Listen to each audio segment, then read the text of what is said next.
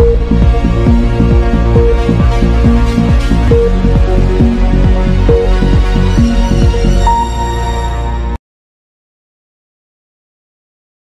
thanks for joining us at Oil and Gas 360. We're reporting live from the EnerCom Oil and Services Conference in San Francisco. Today we have the pleasure of speaking with Terry Barr. He's CEO of Samson Oil Gas. Terry, welcome to the conference, and good to see you. Thanks for spending some time with us. My pleasure. Yeah, can you give our viewers just a quick sketch of Samson and where the assets are and what you're doing? Sure. Well, our main producing asset is in the Williston Basin in Williams County called North Stockyard, and it's a field that we've been developing over a period of the last 18 months. That development's come to an end because of the oil price depreciation, of course, and now we're refocusing on things that work at $50, and they include a property in the northern part of the DJ. So really, we've got several assets, but our main producing assets in North Stockyard, where we have about 24 wells, about 25% interest in those wells. 18 of those wells we've drilled in the last 18 months. Oh, okay. Very good. I noticed in your recent quarter you tripled production, and that's mostly from the North Stockyard? Yeah, that's correct. Yeah, that's where we've been investing money. We've put in about over $20 million into that field, our share, and drilled 18 wells, with that cash. Right.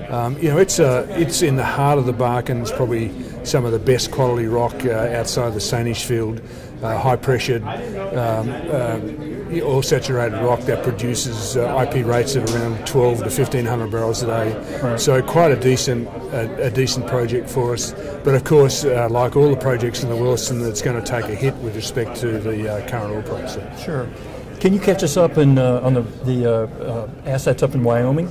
Sure. Yeah, we're presenting at this conference actually for the first time the results of the technical work we've done over the last several months. We drilled this Bluff 1X well. It was an unusual result in it flowed 8 million cubic feet of mostly nitrogen. It had some methane in it and heavy hydrocarbons, but an unusual result. But we've actually been busy analysing that result, and we think that we can see a fluid leg to that gas cap, and so that's going to be our focus in the next 6 months or so, to actually go find that gas cap. Based on our work, though, it's a very profitable oil leg if it's there. Returns some $8 million NPV 10, based on some numerical simulation we've done on it. Sure. That's great. Can you talk a little bit about the company's capital resources and what you're looking for CapEx in 15? Yeah, 15 is going to be a small year for us in CapEx, probably less than $5 million. It's kind of a fluid number, if you like, but sure. Basically we have a debt facility based on our reserves with Mutual of Omaha. Borrowing base on that is $19 million.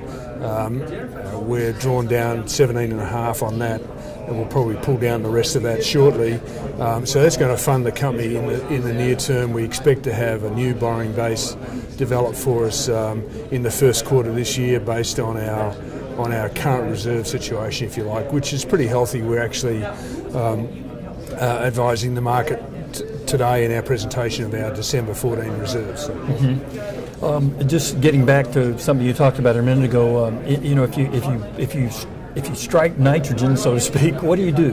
Well, nitrogen's not very valuable. Right. It's used in the oil services industry, but you can suck it out of the air. The atmosphere has got, I think, 68% nitrogen in it, so it's a commodity that's around us today. So I see it really as just a gas cap. It provides energy to the reservoir, so it has some use if it stays in the reservoir. Sure. Interestingly enough, it's got a little bit of helium in it, which is quite valuable, right. And it also has a very large percentage of the nitrogen 15 isotope. It's a bit of an esoteric commodity, and it's very valuable, but we don't know how much anyone uses of N15, but we've got 2% N15 in our nitrogen. But the big play is the oil leg to it, and as a lot of oil fields have gas caps, so it shouldn't be seen as that unusual. And in fact, in West Poland, in the European basin there has some substantial oil fields associated with nitrogen gas caps. So, and it's the same evaporitic sequence that we have here. Okay. So, kind of thinking big picture, just for a few minutes, if you want to look way out there, we're in a certain price cycle right now in the oil business. But what do you see? How do you see this playing out for the next, say, 3, 4, 5 years? Yeah, look, I think that the oil price is going to recover quite rapidly. I'm a V-shaped guy rather than a U-shape on the curve, and the reason being, I think the rig laydowns have been extraordinary. 90 rigs going down a week over the last few months, and I think that if you consider that most of those rigs are horizontal rigs, the decline rate on the wells that they have drilled are quite dramatic, 75 or 85% per year, and so I think that reduction in the rig rate's going to get rid of that 2 million barrel excess capacity very quickly. So, but I do think it's going to be volatile, because as soon as the price recovers some, then people are going to be drilling Bakken wells again. So, I think the US is going to become a swing producer unless there's some change in the political atmosphere that the Saudis would become the swing producer again. They seem to be quite hell-bent on not doing that, and therefore, I guess because of the capital markets in the US, the retreat from drilling wells will be quite dramatic. Right. Well, great. Well, Terry, we really appreciate your sharing your insight with us and telling us a little bit about Samson, and we thank you very much for coming. Thank you. Okay. We have Terry Barr, CEO of Samson Oil and Gas, Oil and Gas 360. Thank you.